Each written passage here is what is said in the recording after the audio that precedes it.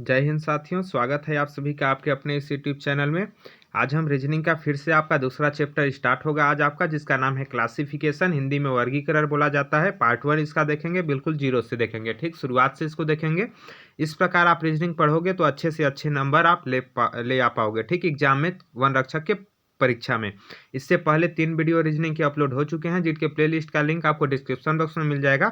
और मैथ के भी आपके 3 वीडियो गणित के भी अपलोड हो चुके हैं, उनका लिंक भी आपको डिस्क्रिप्शन बॉक्स में मिल जाएगा प्लेलिस्ट का। सुबह आपका गणित का वीडियो अपलोड होता है सुबह, और शाम को आपका रीजनिंग का वीडियो अपलोड होता है।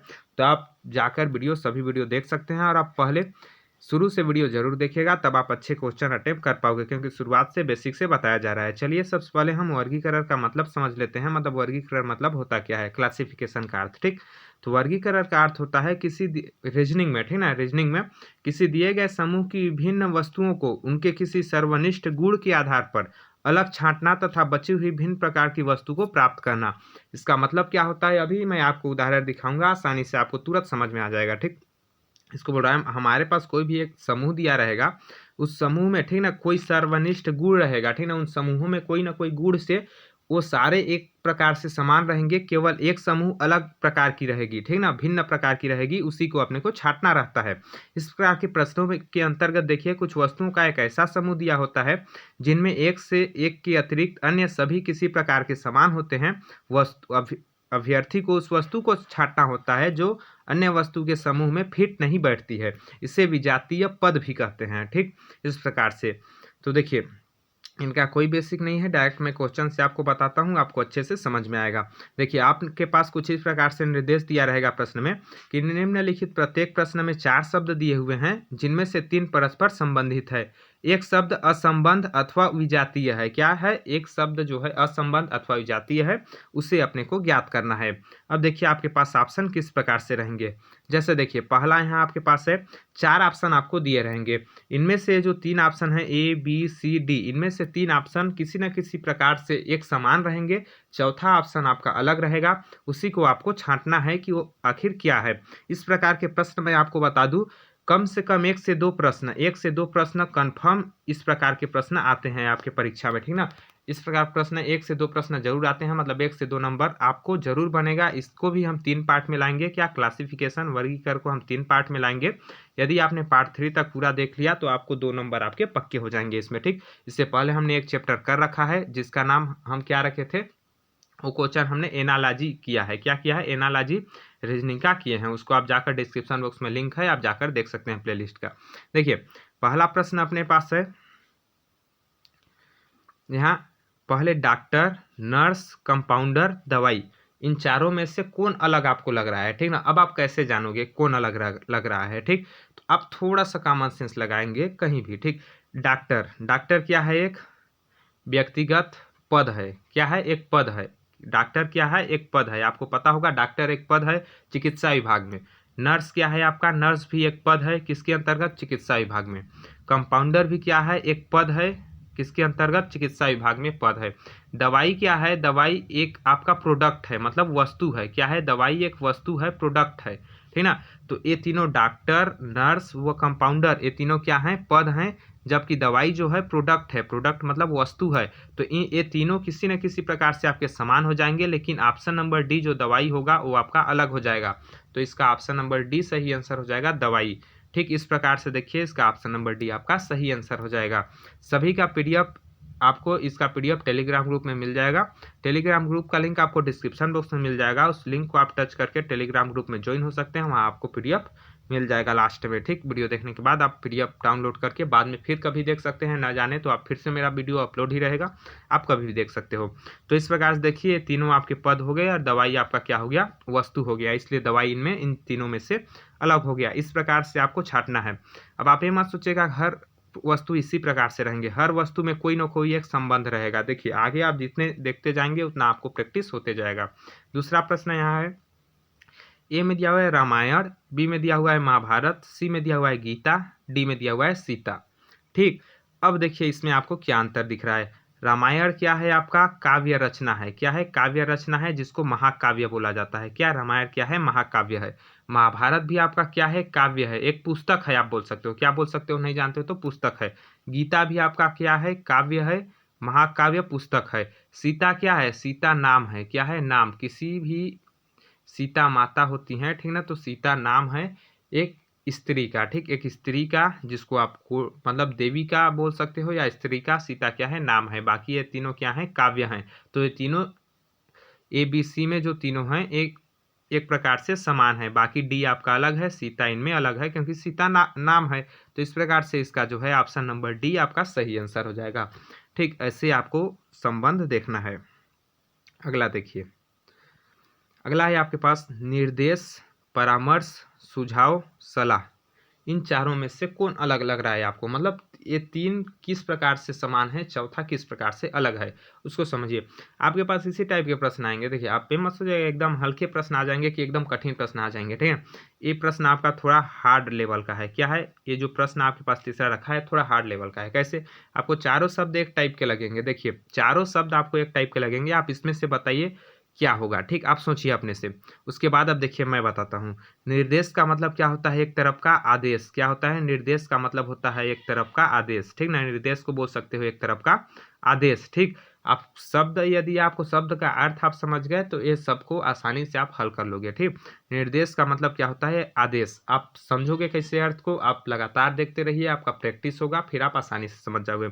निर्देश को एक तरफ से आदेश बोलते हैं। परामर्श को क्या बोलते हैं? परामर्श मतलब कोई भी सलाह। परामर्श मतलब कुछ भी चीज बताना, ठीक ना, सलाह देना। तो परामर्श और सलाह दोनों एक ही हो गए आपके। परामर्श और सलाह दोनों एक हैं।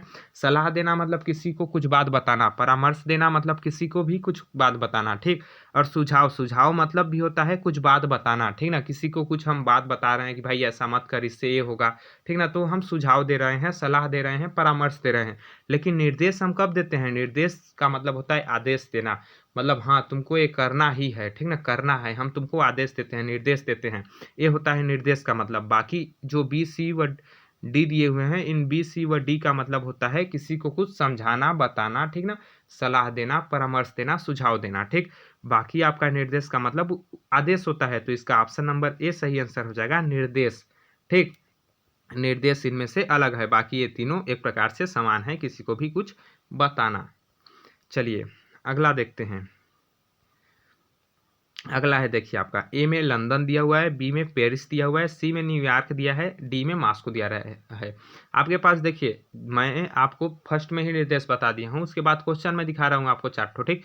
आपके पास क्या रहेगा? ये मान लीजिए क्वेश्चन आएगा, इसके ऊपर रहेगा कि निम्न में से विषम को पहचानिए, ठीक है। विषम को पहचानिए, या तीन एक प्रकार संबंधित है, जो विजातीय है उसको पहचानिए बोल देगा, विजातीय को पहचानिए, या फिर अलग को चुनिए, ठीक ना, या विजातीय को पहचानिए, कुछ भी बोले तो आपको वही मतलब समझना है, ठीक। अब इसमें देखिए, लंदन, पेरिस, न्यूयॉर्क, मॉस्को, ये क्या है? इसके लिए आपको थोड़ा सा आपका जीके स्ट्रॉन्ग होना चाहिए, मतलब जीके आपको थोड़ा सा आना चाहिए, तब आप इसको हल कर पाओगे। देखिए, चारों क्या है आपको पता होगा, चारों शहर के नाम है, ठीक ना, लंदन, पेरिस, न्यूयॉर्क, मॉस्को।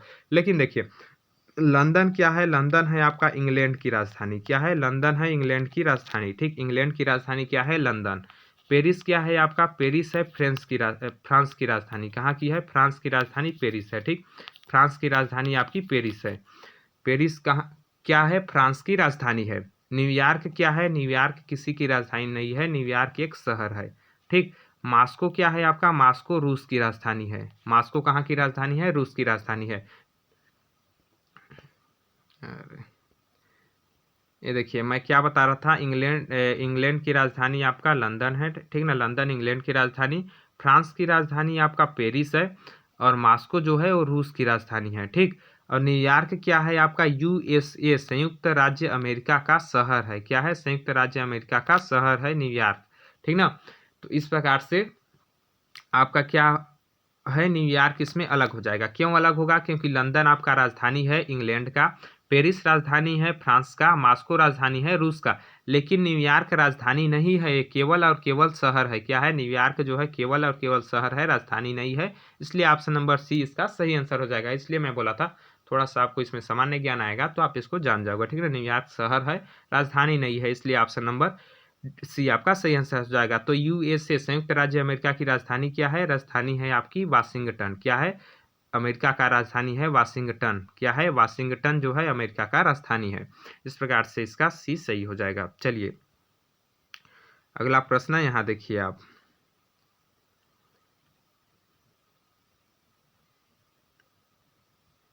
यहाँ देखिए, इसको समझिए, उसके बाद नहीं, चलिए इसको पहले आप देखिए क्या दिया हुआ है आपका।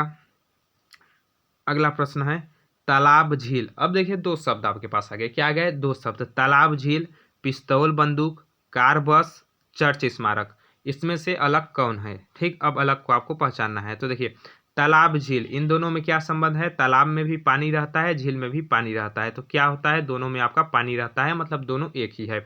पिस्तौल बंदूक, इन पिस्तौल बंदूक में क्या होता है, दोनों में गोली होती है, ठीक ना, दोनों में गोली होती है, तो दोनों एक ही है।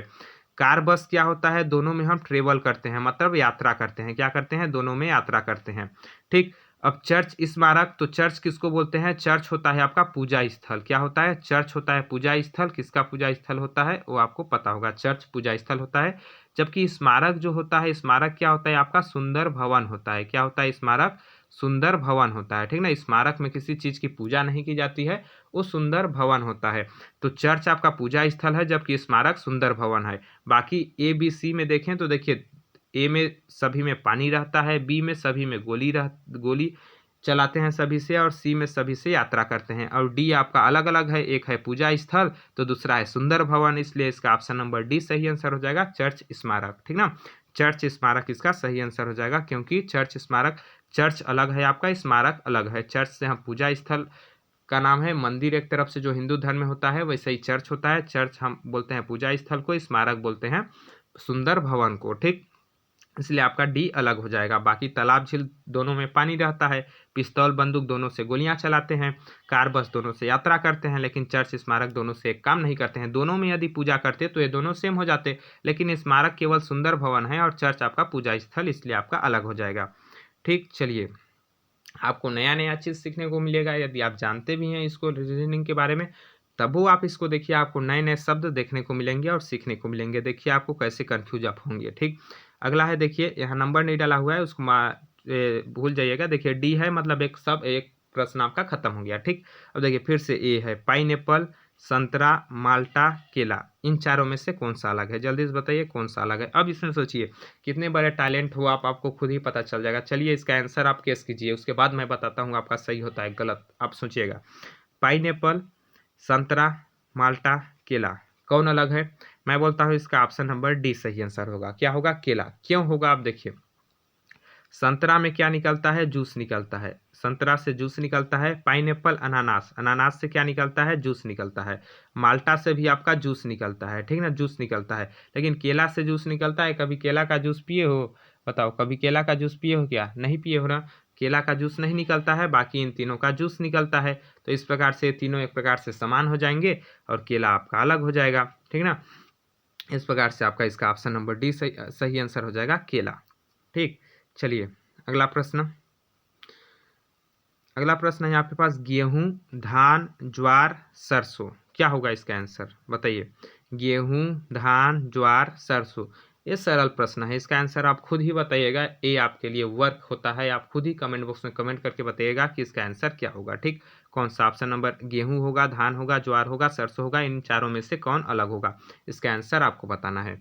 ठीक, क्योंकि ये सरल है। अब देखिए, महानदी, कावेरी, नर्मदा, कृष्णा। अब इसके लिए भी आपको थोड़ा सा सामान्य ज्ञान आपका स्ट्रॉन्ग होना चाहिए, ठीक ना, क्योंकि चारों तो आपको पता होगा कि चारों नदी हैं। क्या है? चारों नदी हैं। अब नदी हैं तो चारों नदी हैं, तो इनमें से हम अलग किसको करेंगे, कैसे करेंगे? ठीक ना, इतना सरल तो आपके पास है नहीं। नदी नदी है तो हम कैसे अलग करेंगे? तो अलग देखिए हम कैसे करेंगे इसको।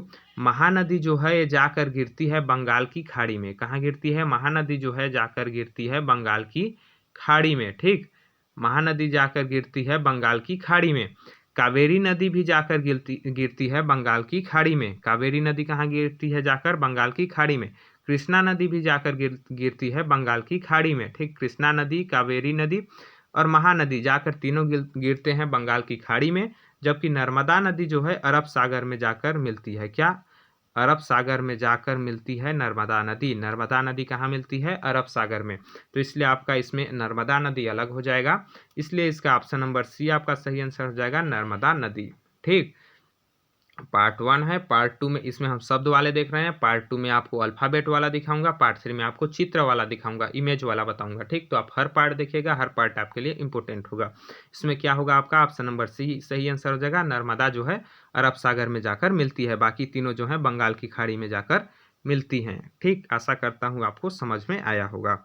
देखिए अगला प्रश्न हमारे पास है, क्या है वो? अगला देखिए, आपको अगला थोड़े अलग टाइप के आएंगे, इसलिए यहाँ निर्देश दिया हुआ है। निम्नलिखित प्रत्येक प्रश्न में 4 जोड़े दिए गए हैं, जिनमें से 3 जोड़ों के दोनों शब्द परस्पर संबद्ध है। एक जोड़ा ऐसा है जिसके दोनों शब्दों में असंबद्धता है, उस जोड़े को ज्ञात कीजिए। ठीक ना, 4 जोड़ा दिया हुआ है, उसमें से 3 जोड़े एक प्रकार से किसी न किसी प्रकार से संबंधित हैं, उनका गुण, ठीक ना, और चौथा अलग है, उसी को आपको पहचानना है, भिन्न को ज्ञात करना है। ठीक, अब देखिए अगला है आपका, ठीक ना, क्या है ये चारों जोड़े। पहला जोड़ा देखिए चावल और धान का है। क्या है? पहला जोड़ा जो है चावल और धान का है। पहला जोड़ा चावल व धान का है, दूसरा जोड़ा आटा व गेहूं का है, तीसरा जोड़ा आपका तेल व चना का है, चौथा जोड़ा दाल व अरहर का है। इसमें आपका अलग क्या होगा? तो ये आपके ज़्यादा सरल होते हैं, पहले आपको बता रहा था उसकी अपेक्षा। देखिए इसमें खुद ही पता चल जाता है गुण क्या है। देखिए धान और चावल का क्या संबंध है? धान से आपका चावल निकलता है, सिंपल सी बात। आप धान को चक्की में कुटवाते हो तो चावल निकलता है, गांव वाले जानते होंगे, ठीक ना, कि धान को कुटवाते हैं तो चावल निकलता है, तो धान से चावल निकला। अब गेहूं देखिए, गेहूं को जब पिसवाते हैं, गेहूं को भी चक्की में ले जाते हैं गाँव में, ठीक ना, तो आपका क्या होता है? आटा निकलता है। गेहूं से क्या निकलता है? आटा निकलता है। जिस प्रकार धान से आपका चावल निकलता है, उसी प्रकार गेहूं से आटा बनता है। तेल से, चना से आपका क्या बनता है? चना से आपका बेसन बनता है। क्या बनता है? बेसन बनता है। और यहाँ क्या दिया हुआ है आपका? तेल। तो ये सिंपल बात है, यही गलत है साला, ठीक ना। अब देखिए अगला है आपका अरहर। अरहर क्या है आपका? अरहर बोलते हैं रहर को, ठीक ना। रहर नॉर्मल भाषा में, लोकल में रहर बोलते हैं इसको हम लोग की तरफ, बाकी आपके तरफ आपको नहीं पता मेरे को, ठीक। रहर, तो रहर क्या है आपका? दाल है। रहर से क्या निकलता है? दाल, जिसको हम खाते हैं दाल बनाकर, ठीक। लेकिन चना क्या है आपका? चना से बेसन बनता है और यहाँ तेल दिया हुआ है, तो यही आपका अलग हो जाएगा। चना जो है ऑप्शन नंबर सी अलग हो जाएगा। चना का बेसन होता है, जबकि यहाँ तेल दिया हुआ है। तो ये है ना, ये सरल है सबसे, बस आप थोड़ा समझिए, सरल है उससे, ठीक। देखिए चना, तेल, चना आपका अलग हो जाएगा इन तीनों में, ठीक। चलिए अगला प्रश्न देखिए। अगला है आपका कान नाक, चेहरा मुख, हाथ उंगली, जबड़ा दांत। अब इनमें से अलग कौन है? तो देखिए कान नाक, कान नाक में कोई संबंध आपको दिख रहा है? नहीं पता चल रहा है, मान लेते हैं हम। आगे देखिए, जो संबंध सबसे सरल दिखे, सस्ता दिखे, आपको तुरंत पता चले कि ये संबंध है, उसी को आप पहले देखिए, और लाइन से आपको देखने की आवश्यकता नहीं है। चेहरा मुख, चेहरा मुख से पता चल रहा है कि चेहरा के अंदर मुख होता है, मतलब चेहरा में ही, आपके चेहरे के में ही ना मुख होता है, ठीक ना, चेहरे के अंदर ही मुख होता है आपका, ठीक ना। तो चेहरा क्या है? मुख क्या है? चेहरे का एक भाग है, ठीक ना। मुख क्या है? चेहरे का एक भाग है। उसी प्रकार क्या है आपका? हाथ का एक भाग क्या है? उंगली। हाथ का एक भाग उंगली है, मतलब हाथ के अंदर ही उंगली होते हैं। जिस प्रकार चेहरा के अंदर मुख होता है, उसी प्रकार हाथ के अंदर उंगली होता है। और जबड़ा, जबड़ा के अंदर क्या होता है आपका? दांत होता है। जबड़ा के अंदर दांत होता है, चेहरा के अंदर मुख होता है, हाथ के अंदर उंगली होता है। लेकिन यहाँ देखिए कान नाक, क्या कान के अंदर नाक होता है? कान के अंदर नाक होता है क्या? बताइए, होता है? नहीं होता है ना, तो यही आपका गलत हो जाएगा। तो ऑप्शन नंबर ए इसका सही आंसर हो जाएगा। कान नाक ए आपके क्या हो जाएगा? अलग है ये, ठीक ना, सबसे क्या है? अलग है। सबसे अलग कौन है आपका? कान नाक, ठीक। चलिए अगला प्रश्न है, देखिए हम। अगला है ए में हिंदू मंदिर, सिख अमृतसर, मुसलमान मस्जिद, ईसाई गिरजाघर, कौन सा इसमें अलग है? इसके लिए भी आप थोड़ा सा, आपको धर्म के बारे में पता होगा तो आप इसको आसानी से हल कर लोगे। देखिए हिंदू मंदिर, मंदिर क्या है? हिंदू का पूजा स्थल। हिंदू का पूजा स्थल क्या है? मंदिर, ठीक ना। हिंदू का पूजा स्थल है आपका मंदिर, ठीक। उसी प्रकार से मुसलमान का पूजा स्थल क्या है? मस्जिद। मुसलमान का पूजा स्थल मस्जिद होता है। ईसाई का पूजा स्थल क्या होता है? गिरजाघर। ईसाई का पूजा स्थल क्या होता है? गिरजाघर होता है। जबकि सिख का पूजा स्थल क्या होता है? अमृतसर होता है। क्या? नहीं, सिख का पूजा स्थल होता है गुरुद्वार। क्या होता है?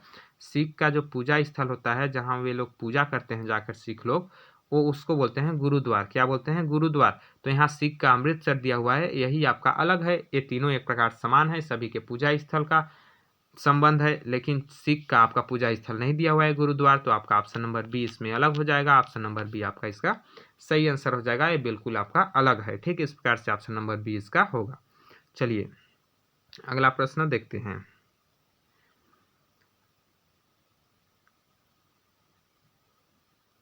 अगला देखिए आपका क्या है। अगला है गाय बछड़ा, शेरनी पिल्ला, रानी युवराज, भेड़ मेमना। अब इसमें देखिए आपको क्या संबंध दे रहे हैं दोनों में।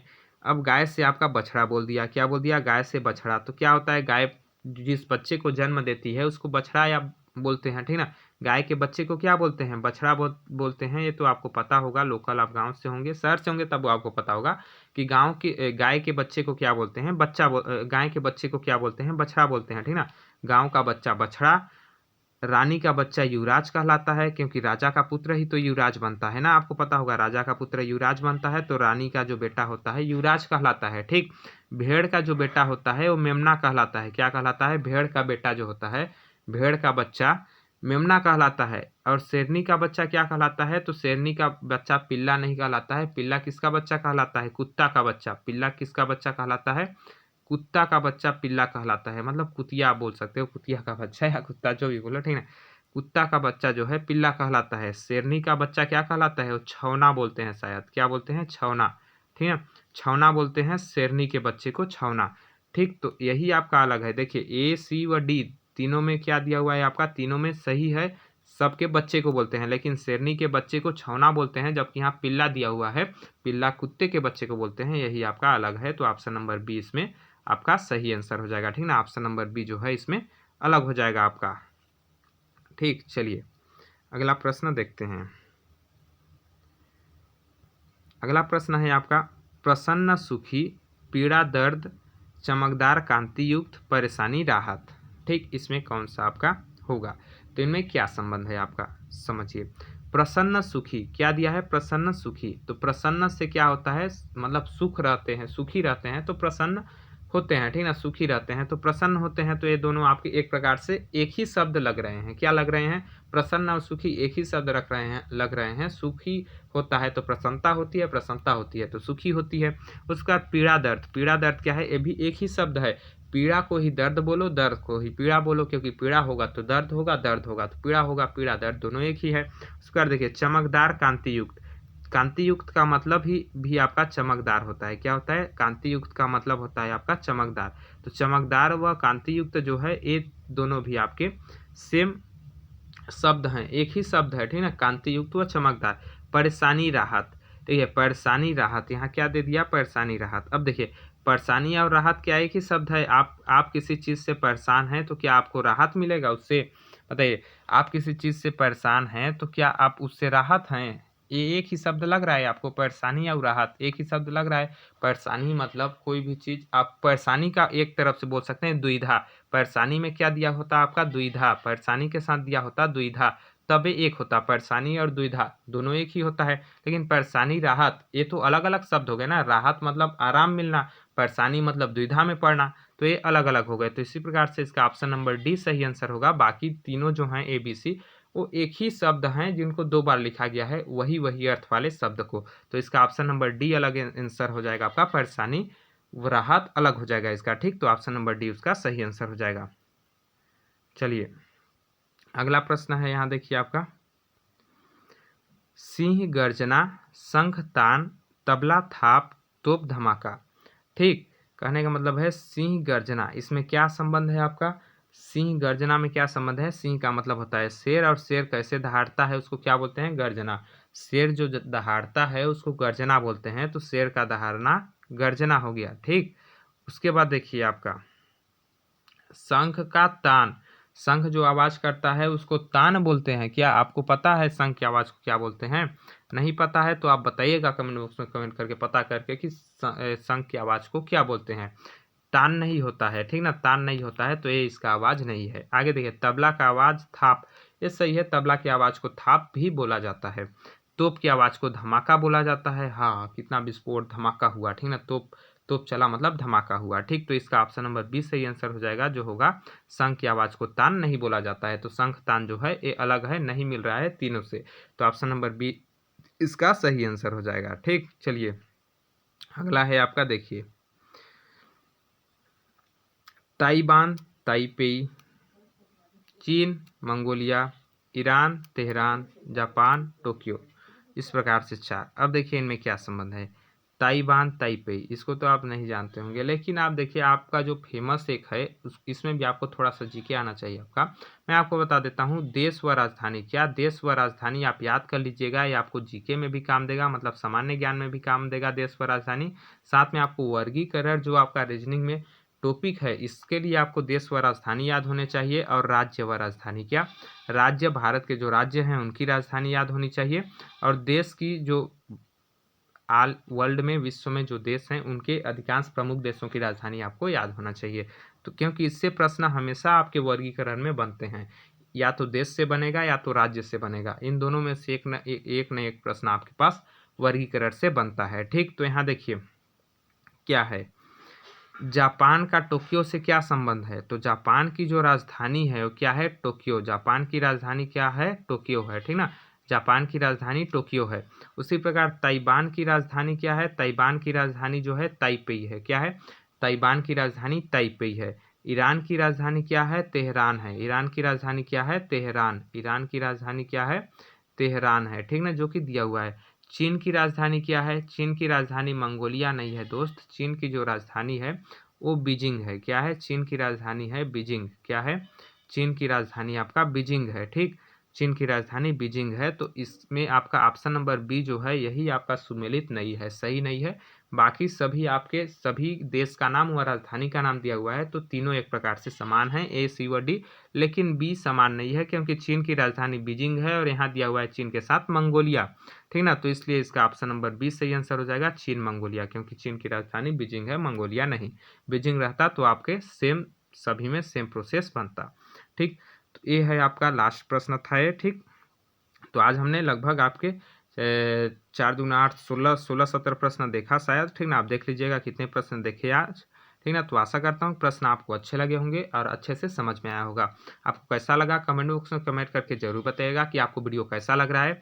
साथ में आप इसको लाइक जरूर कीजिए, यदि आपको अच्छा लग रहा है तो बस अच्छा लग रहा है तभी लाइक कीजिए, वरना आप मत कीजिए। साथ में इसको आपको लाइक लगे या ना लगे, आप इसको शेयर जरूर कीजिएगा। शेयर क्यों कीजिएगा, क्योंकि आपको भले ही अच्छा ना लगे, लेकिन आप दूसरे तक पहुंचाएगा। जो जो वन रक्षक की तैयारी कर रहे हैं उन सभी तक यह वीडियो को आपको पहुंचाना आपका काम है। हर एक ग्रुप में सेंड कीजिएगा, ताकि जो जो तैयारी कर रहे हैं उन सभी तक यह वीडियो पहुंच पाए। क्योंकि जिसको अच्छा लगेगा केवल वही देखेगा, ठीक। जिसको अच्छा नहीं लगेगा वो नहीं देखेगा। लेकिन आपको अच्छा नहीं लगता दूसरे को सेंड कीजिए, यदि उसको अच्छा लगता है तो देखेगा। क्योंकि मैं इस प्रकार से आपको बता रहा हूँ, इस प्रकार से इसमें मेरा क्लास चल रहा है, मैं ले रहा हूँ, ठीक ना, कि आप यदि पूरे क्लास अटेंड कर लोगे तो आपका सिलेक्शन होने से, लिखित परीक्षा में सबसे अच्छे नंबर लाने से कोई नहीं रोक सकता। इस प्रकार का आपका तैयारी हो रहा है रीजनिंग व मैथ का, ठीक ना, टॉपिक वाइज।